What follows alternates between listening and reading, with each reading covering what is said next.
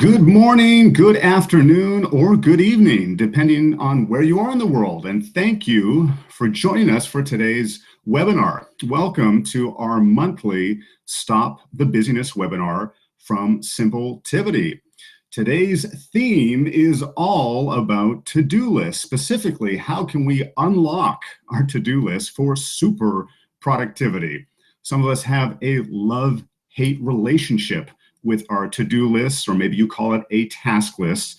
No matter how you deal with your task list, I'm going to offer you some excellent advice on how you can keep things simple and be more productive while managing your tasks. Some of the things that we are going to cover today. One is about prioritization and why prioritizing all of your tasks may actually be hurting your productivity, maybe actually hampering the way you use your to-do list. We're going to look at how we can break down some of our projects into more actionable tasks. That seems to be a problem with many people, is that they are actually managing a project list and not a task list. We want to be very actionable with our tasks. So how can we do that? And lastly, we're going to look at the two, as in the number two, the to-do list method of task management. A simple set of rules that you can apply to your task manager, whether you use an app, whether you use pen and paper, no matter what you use to manage your tasks, you can apply the to-do list method and make things more simple, make things more actionable, so you can be more productive. My name is Scott Friesen, and I'm the founder of Simpletivity. I like to refer to myself as a busyness killer. What exactly does that mean?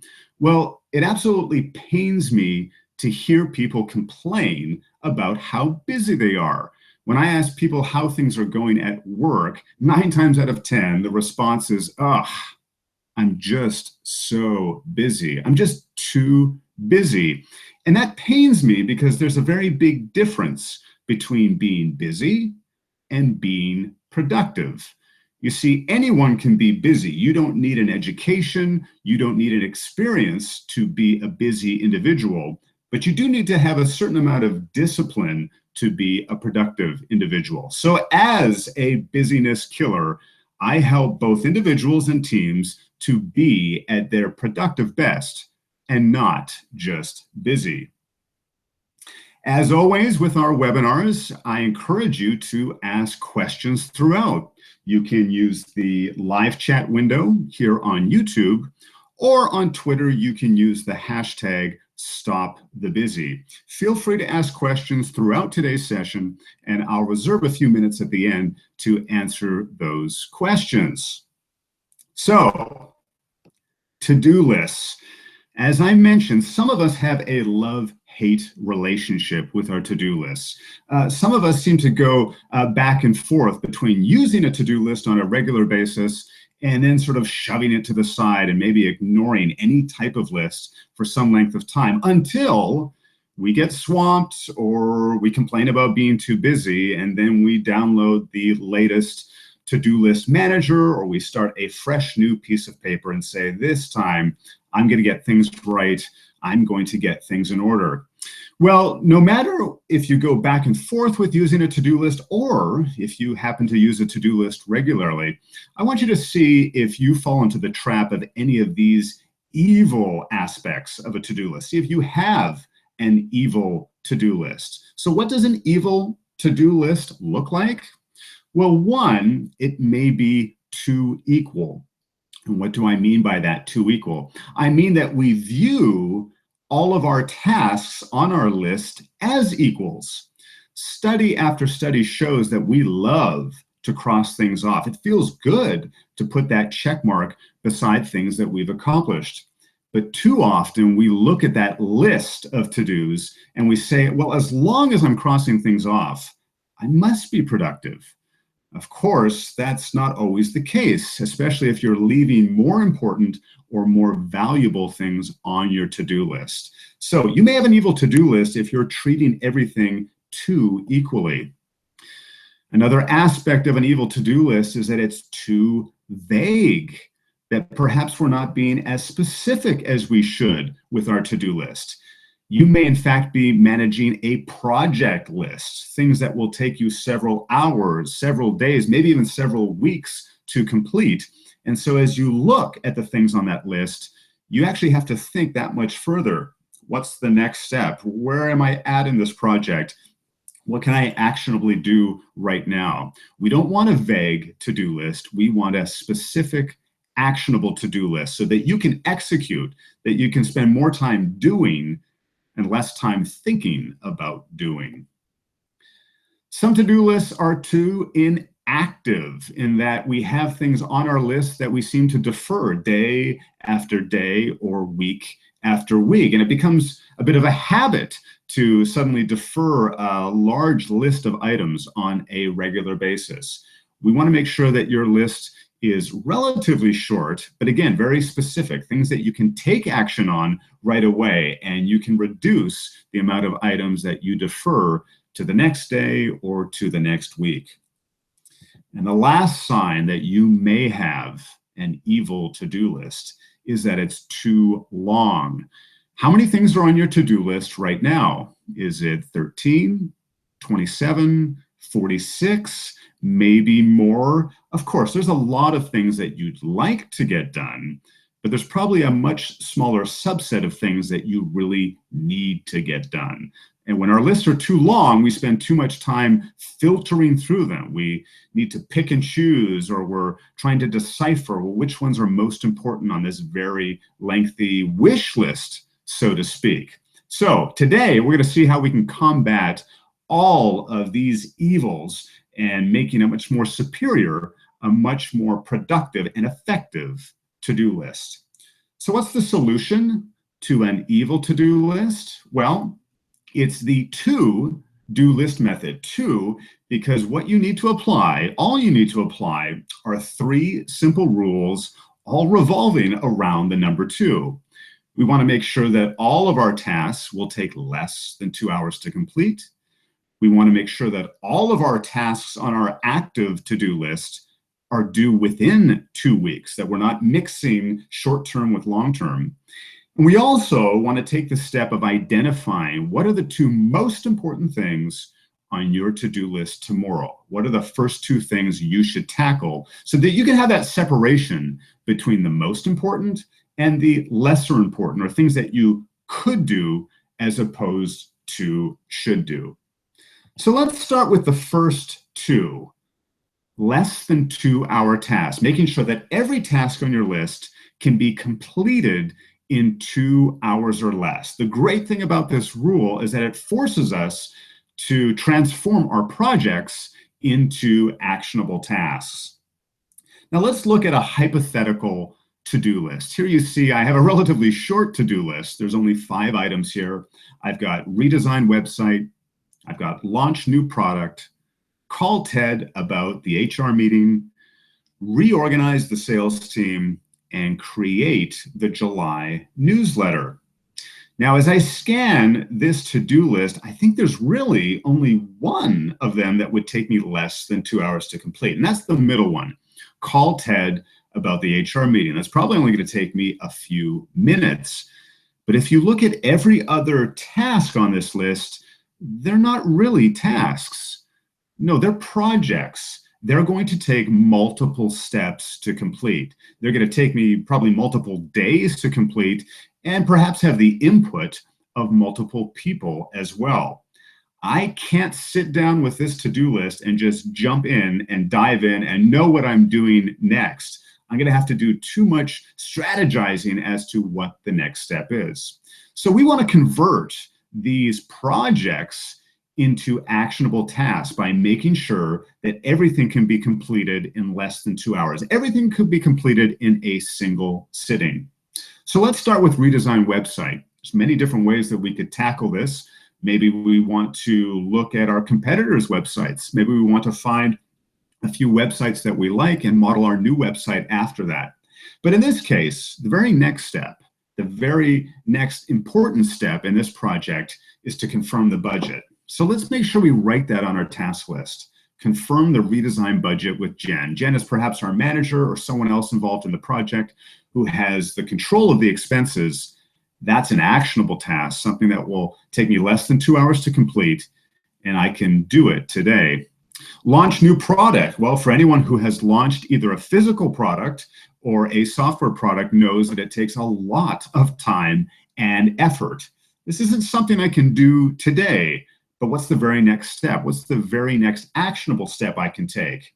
Well, perhaps I can start with survey data. I can look at the feedback that we already have. So let's write it that way. Review customer survey data. That's something actionable. That's something I can do right away. We've already talked about calling Ted about the HR meeting. That's fine. That's actionable. I can jump into that. How about reorganizing the sales team? It sounds a little messy. That sounds like that might take several meetings to complete. So what's the very next step in reorganizing our sales team? Well, maybe it's meeting with the vice president to discuss these changes, get their approval or get their input. Let's write it down in that format. And lastly, create the July newsletter. Well, I'm going to assume there's multiple components to creating the July newsletter. What's something actionable, or what's the most important thing that you can do in making that happen? Well, maybe it's selecting the featured article for that month's newsletter. What's going to be the prime thing that you showcase when you send out that newsletter? Now, it's not to say that the things that we've crossed off go away. I would recommend keeping them on a project list or on somewhere separate that you can manage your projects, maybe your higher level goals, and review them, come back to them from time to time. But let's be really clear. If you want to execute, if you want to get more done, you need to write your to-dos in an actionable tense. You need to be very specific, and a great way to do that is to make sure that everything on your list can be completed in a single sitting, completed within 2 hours. So make sure everything on your list follows within that time frame. Don't mix projects with tasks. Often what we'll do is that we're more attracted to those smaller tasks, so that even though a project is more important, should be taking a higher priority, if you're mixing your projects with tasks, typically you will go to those tasks and start completing them, even if they are of lesser importance. So the two evils we avoid by applying this rule is vagueness and inactivity. We're getting really specific with what we're doing, and we're not letting these projects sit on our plate, because too often we say, oh, that's pretty big. I can't get into that right now. I've only got 45 minutes. There's a lot you can do in 45 minutes, particularly as it relates to that project. So keep your tasks within 2 hours. The second rule for the to-do list method is to keep everything on your to-do list that is due within 2 weeks. That means the other things that you don't need to get to just yet, that you know are well in the future, that can be done next month or several weeks down the line, that you're not confusing them with your active to-do list. Everything on your active or your daily to-do list should need to be completed within the next 2 weeks. So let's go back to our hypothetical task list. We've already revised it in the previous step by making sure everything is going to take less than 2 hours to complete, but there's still a problem. There's something on this list that does not need to be completed this week. It does not need to be touched next week either. But because we have it on our list, my eyes are going to be drawn to it. I'm going to be questioning myself if I should be working on that task. I may even be tempted to start working on that task because perhaps it's more fun. I get more enjoyment out of it. But I'm hurting myself and I'm hurting my organization because I have other more important things that should be taking priority, that should be grabbing my attention and working on those tasks. So in this case, it's the last task, to select the featured article for the newsletter. This is months away and does not need my attention right now. So what are we going to do with it? We're going to move it. We could either move it to our calendar so it comes up in a few weeks' time when we want to or need to address it, or you can keep it on a separate project list. Maybe you have an entire newsletter project or file where you keep this type of information handy. Make sure that you separate the near term from the short term. Be very specific with what you need to get done now, as opposed to something too far in the future. So keep everything within a 2-week time frame. Don't mix the short term with the long term.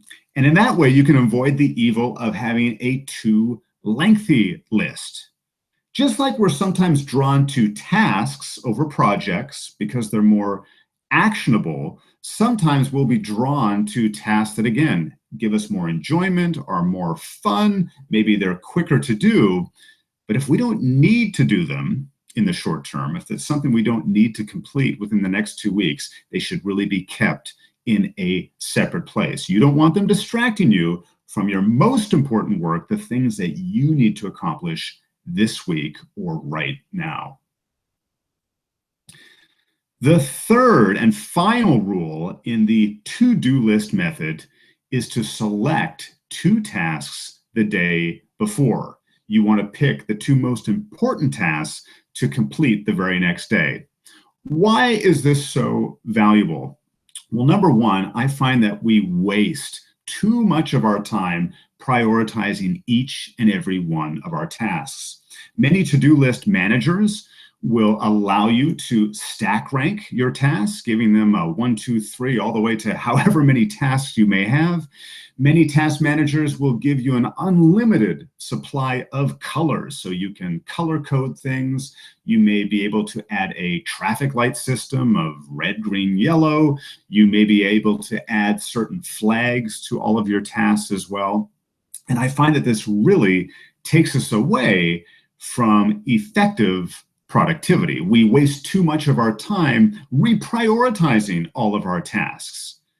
You know as well as I do that priorities change quickly and they change all the time. So let's don't waste our time managing all of those priorities. Let's get really, really clear with what's most important. So I want you to select the 2 most important tasks on your list the day before. Going back to our hypothetical task list, we have our short and sweet list. Now we're only down to 4 items on our list, but we know that something is much more important than everything else on this list. And in our example, it's the first one. Redesigning the website is overdue. It's hurting us in the market. Our aged look, we're getting some negative feedback from prospective customers and existing customers. This is something that requires your attention now. So let's circle it. Let's highlight it. I don't really care how you identify this as your most important task or the thing that you're going to work on first, but identify it nonetheless. Put a star beside it, underline it, whatever your task manager uses, make sure to add that so you can identify it. The second one in this case would be that conversation with Ted. Perhaps you've been having some personnel issues or problems, and this is something that needs to be addressed as well.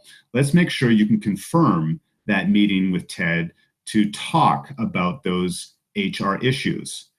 Now, the value of highlighting your 2 most important tasks is that these are the things that you want to accomplish before anything else, before you jump into email, before you have that conversation with a teammate casually outside of your office, or maybe giving a visit past their desk. These are things that you want to accomplish and make sure that you get done before the end of the day. It may be helpful to ask yourself that question. If I could only get 2 things done today, which 2 would they be? You don't want to end up at the end of your day feeling proud of yourself saying, hey, I got 6 out of 10 things done today, when 3 or 4 of those remaining ones were much more important than the 6 that you accomplished. So highlight the ones that are most important, that bring the most value to your team, most value to your organization, and highlight them first. We want to separate the should-dos, the things that we need to accomplish, from the could-dos, and complete these before anything else. And as a result, we'll be able to avoid the evil of equality, of looking at our list and thinking that it's all good. I can just pick anything on this list or go at it in any order I want. Be very specific, which is more important than anything else on this list. Now, is it essential that you pick this the day before? Well, I highly recommend it. Here's my reasoning. When you start your day, when you get into your office, or when you sit down and open up your computer, I want you to be able to execute right away. I don't want you to start your day strategizing. I don't want you to start your day thinking about doing stuff. No, I want you to do stuff. So whether it's the end of your workday or just the end of your day, maybe shortly before you go to bed, review your tasks, review your to-do list, and select the two most important ones. So when you start the next morning, you're in go mode. You can execute right away and tackle those most important tasks first. So the to-do list method. We want all of our tasks to be actionable, so make sure that you can complete them in less than 2 hours and word them that way. Write them out in a way that you can complete that task in less than 2 hours. Make sure that your active or your daily to-do list, everything on that list needs to be completed within the next 2 weeks. Don't mix short-term things with long-term things. Be very specific with the due dates of your tasks. And lastly, get ahead.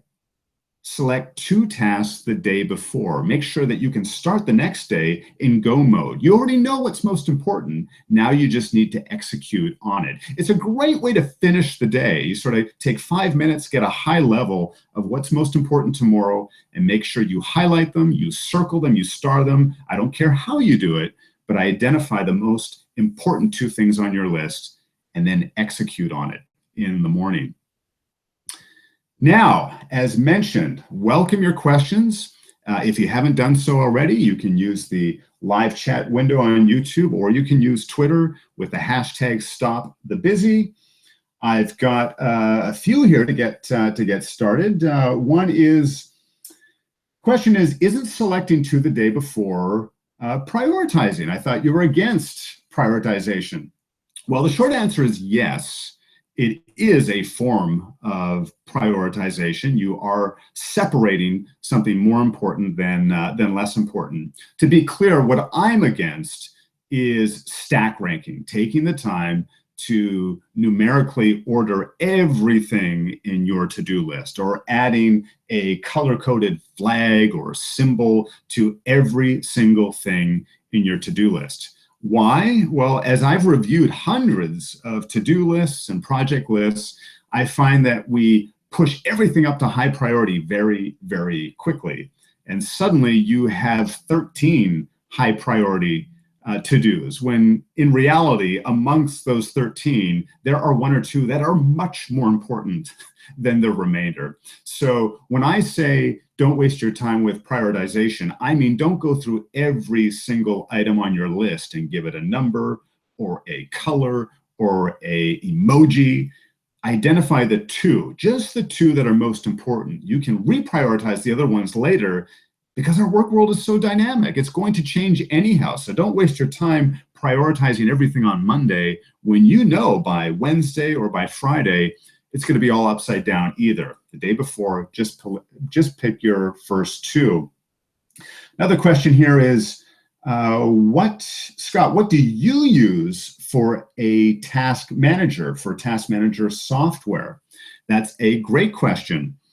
First off, the great thing about the to-do list method is that you can use it no matter what tool you use for managing your tasks. Whether you use pen and paper, whether you use a notebook, whether you download and use an app on your smartphone, whether you use a spreadsheet, it really doesn't matter. You can apply the to-do list method to all of those tools. Personally, I use my calendar as my primary to-do list manager. And how I use it is by using all-day events. I find that to be at your most productive, you need to have your calendar and your tasks visible on the same screen. You need to have them in front of you at the same time. And one of the best ways to do that is to create all-day events, which are actually tasks. If you don't know how to do this, I encourage you to explore this functionality. It doesn't matter what digital calendar you use, you can use an all-day task, and they don't block out your day. You're still bookable. People can still book meetings for you, but it's a great way to be very specific with what tasks are going to be completed on each day, and they're upfront. They're in front of your face, and you can see how those tasks relate to other meetings or other commitments that you may have. All-day events are also a great place to put things like agendas, meeting agendas, or a travel itinerary. You want it to appear on that day. Use an all-day event, and that's what I use to manage my tasks as my primary task manager. If you have more questions, again, you can still use the Twitter hashtag #StopTheBusy. I will be going back to look at those after today's session. But just before we wrap up, I have a question for you. And that is this: are you productive, or are you just busy? If you are wanting to dramatically increase your productivity or the productivity of your team, please reach out and contact me. You can send me an email. You can reach out on Twitter. I would love to hear from you and help you be at your productive best. Thank you so much for joining today's webinar, and I hope to see you next month at the next Stop the Busyness webinar. Take care, and thanks.